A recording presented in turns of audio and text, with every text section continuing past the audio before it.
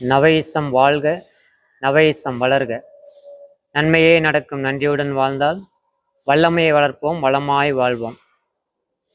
அனைவருக்கும் எனது இனிய கிறிஸ்மஸ் மற்றும் புத்தாண்டு மற்றும் பொங்கல் நல்வாழ்த்துக்கள். அனைத்து சகோதர சகோதரிகளுக்கும் இயேசு பெருமானின் பிறந்த நாளை கிறிஸ்துவ சகோதர சகோதரிகள் தற்பொழுது அழகாக கொண்டாடி வருகிறார்கள்.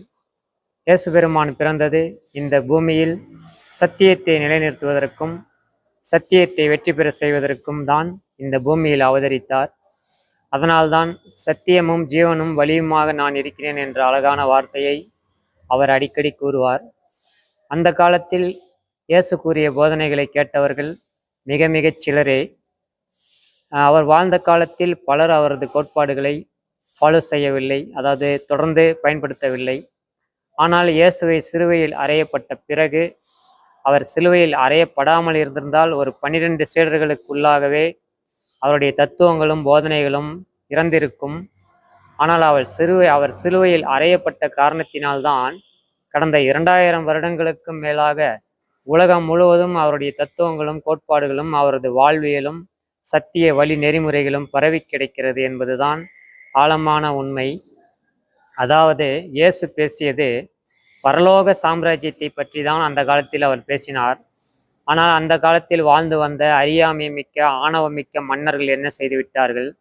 தனது அரசாங்க சாம்ராஜ்யத்தை பிடிப்பதற்காகத்தான் இயேசு பேசுகிறார் என்று தவறாக நினைத்து கொண்டு தான் அவரை தண்டித்து சிலுவையில் அறைந்து விட்டார்கள். உண்மையில் அவர் பேசியது இந்த நாடோ இந்த தேசமோ இந்த உலகமோ பற்றிய சாம்ராஜ்யத்தை பற்றி அவர் பேசவில்லை. கடவுளின் பரலோக சாம்ராஜ்யத்தின் பரமபிதாவின் அந்த சாம்ராஜ்யத்தை பற்றி தான், இறை அருளின் அந்த சாம்ராஜ்யத்தை பற்றி தான் இயேசு அவர்கள் பேசினார்.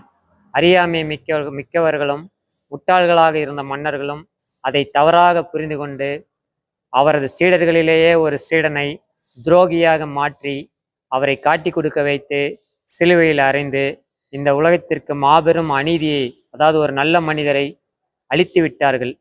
ஆனாலும் இயற்கையில் ஒவ்வொரு நன்மையிலையும் ஒவ்வொரு தீமையிலையும் ஒரு நன்மை இருக்கும் என்று கூறுவார்கள்.